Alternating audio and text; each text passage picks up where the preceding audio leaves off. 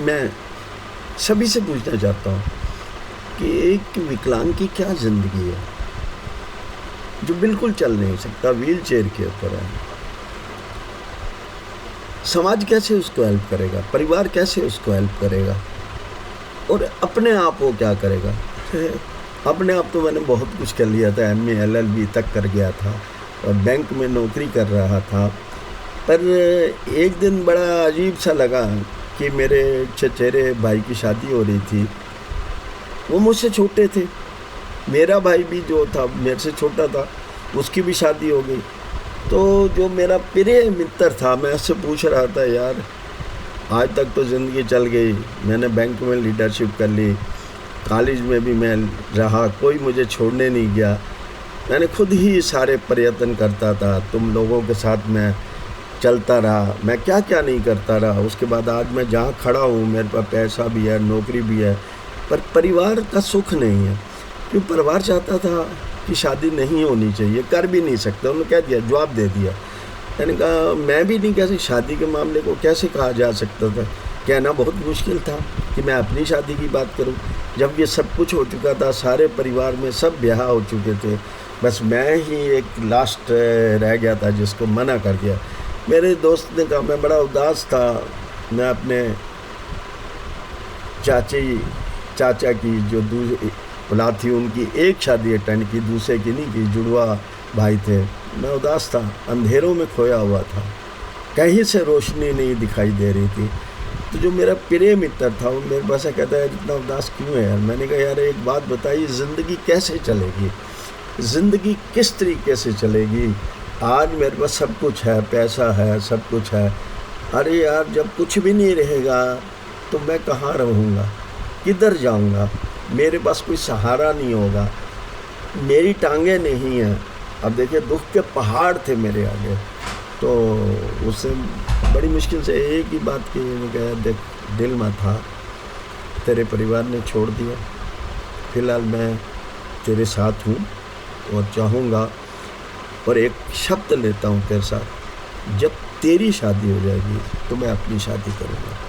वैसे नहीं करूँगा, तब तक नहीं करूँगा जब तक तेरी नहीं होगी। हम प्रयत्न करेंगे, कुछ करेंगे, खुदा सबके लिए है, खुदा सिर्फ एक के लिए नहीं है, खुदा चाहेगा सब कुछ हो जाएगा। बड़ा अजीब लगा, चलो खैर हौसला मिल गया।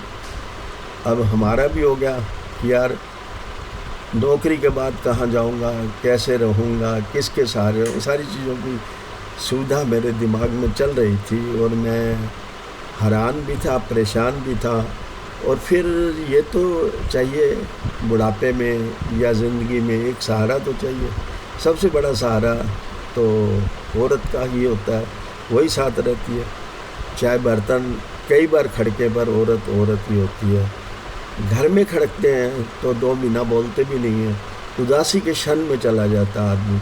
अब हमारा ये पक्का तय हो गया था कि जब भी होगा हम कोशिश करेंगे, करते रहेंगे, कोई ऐसी बात नहीं है, करेंगे और करते रहेंगे, इसके आगे आगे चलना। ठीक है, अब